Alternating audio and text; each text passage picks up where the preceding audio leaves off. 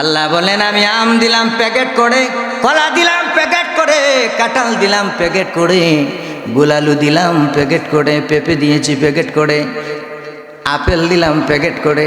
সমস্ত খাবার কি প্যাকেট করা না উইদাউট খাবার, উইদাউট প্যাকেট ছাড়া দিছেন? আল্লাহ পাক বলেন এর জন্যই আমি প্যাকেট করে দিয়েছি রে বান্দা বান্দি, তোরা আমার সম্মানিত মেহমান।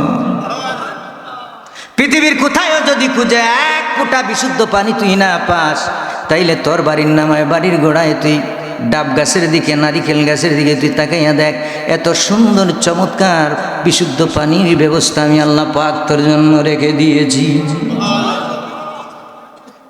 এসব কার জন্য হয়েছে?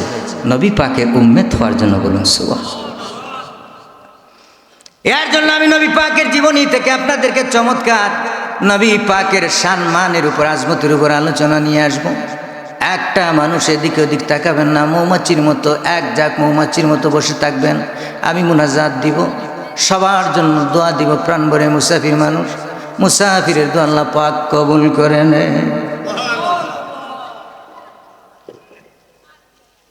আমাদের নবী কেমন নবী, কেমন উম্মতের কান্ডারি নবী, রাহমাতুল লিল আলামিন।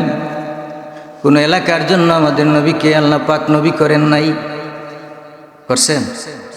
অন্যান্য নবীদেরকে আল্লাহ পাক এক একটা এলাকার জন্য, কওমের জন্য আল্লাহ রাব্বুল আলামিন প্রেরণ করেছেন। কিন্তু আপনার আমার নবীকে আল্লাহ রাব্বুল আলামিন গোটা জাহানের জন্য রহমত করে প্রেরণ করেছে। আল্লাহ পাক বলেন ওয়ামা আরসালনাকা ইল্লা রাহমাতাল লিল আলামিন। বলুন বলুন, ওয়ামা আরসালনাকা ইল্লা রাহমাতাল লিল।